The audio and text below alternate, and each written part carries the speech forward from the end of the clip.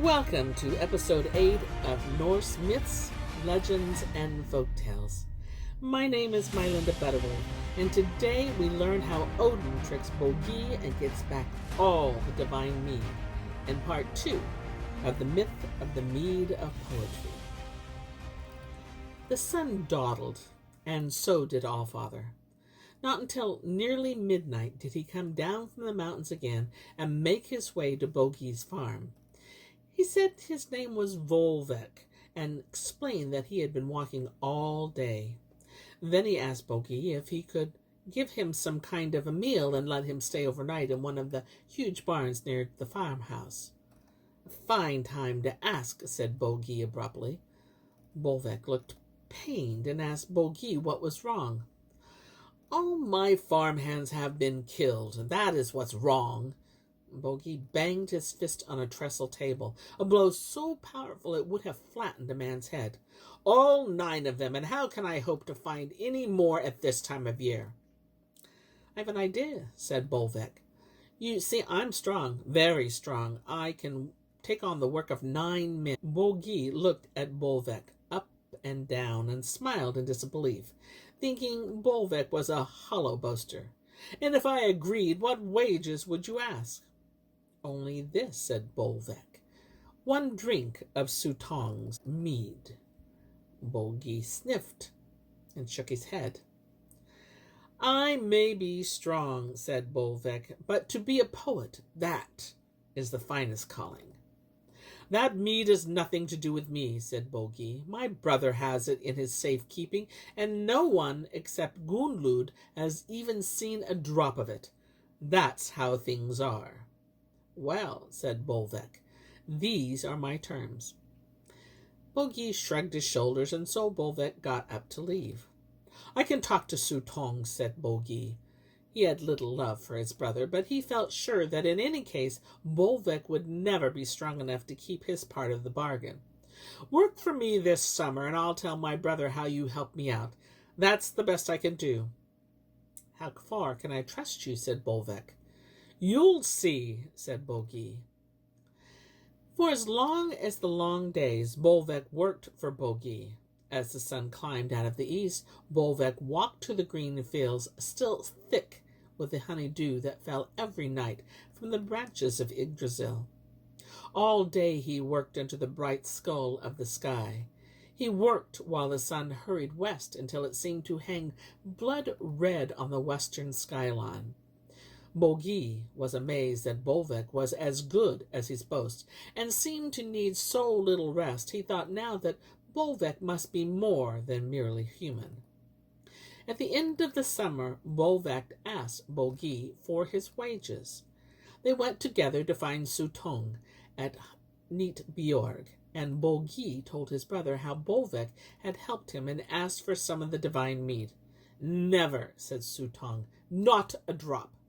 "Well," said Volvek, as soon as he was alone with Bogi, "I hope you're not going to accept." Sutong answered, "I've worked for you all summer." "I have kept my promise," Bogi said. "Why should he have it all for himself?" said Volvek. "Don't you fancy a mouthful, Bogi? Since your brother won't part with the mead willingly, let us see if we can trick him out of it." "Impossible," said Bogi. "Do you know where it is hidden?" He was rather nervous of Sutong, but he was also rather nervous of Volvek. Volvek pulled an auger called Rati out of his belt, and he told the giant that with it he might be able to drill a hole through the mountain. "This is the least you can do in return for my work." Bogi took the auger and pressed the shank against the sheer rock of the mountain Bjorg. With both hands he turned the handle. He wondered how to get rid of the troublesome farmhand. As he wound and wound, the auger sank into the mountain. "There!" exclaimed the giant, "right through." He withdrew the drill and wiped his brow. Volvek peered with his one eye into the dark passage left by the auger. Then he filled his lungs and blew fiercely into it. A shower of rock chippings blew back into his face, and Bolvek knew that Bogey had not, after all, cored the mountain. "Were you trying to cheat me?" he said. The giant said nothing. He drilled further into the mountain, vowing silently to dispose of Bolvek as soon as he could. When Bogey withdrew the auger once more, and Bolvek blew down the hole a second time, all the loose chippings were carried forward on the tide of air. Then Bolvek knew that the giant had bored right into the room at the heart of Neatbjorg. At once he turned himself into a snake and slithered into the auger hole.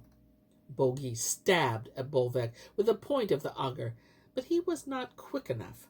The snake was already halfway down the passage on his way to Gunnlod and the divine Mead.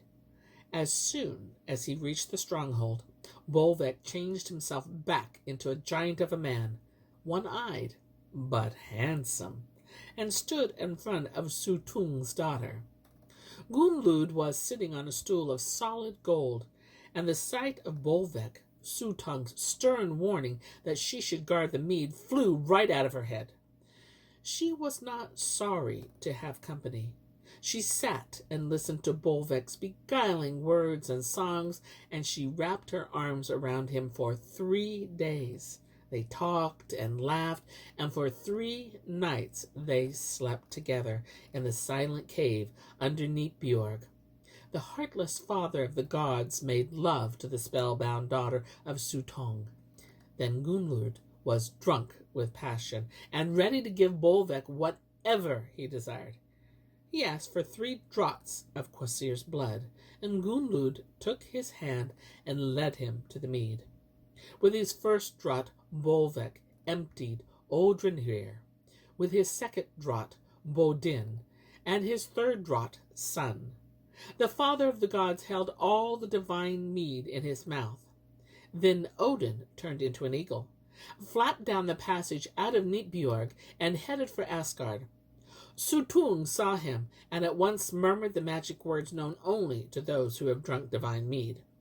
Gods and giants and men and dwarves saw a dark sight, one eagle pursuing another towards the kingdom of Asgard. The Aesir quickly brought out jars and bowls and laid them side by side so that they covered the whole courtyard just inside the great wall of Asgard. Anxiously they watched as Suttung came closer and closer to Odin. The distant rustle became a whir, and the whir a terrible flapping and beating of wings. There was only a wingspan between the 2 birds. Then the eagle Odin dived in over the wall and spat the mead into the crocks assembled beneath him. In his haste to escape, Suttung, Odin, could not help letting some mead spill outside the wall. But it was so little that the gods were not bothered about it. They said that anyone who wants it could have it, and that became the potaster's portion.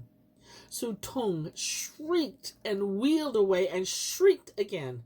He had lost through cunning what he had won through force, and there was nothing he could do. And the gods?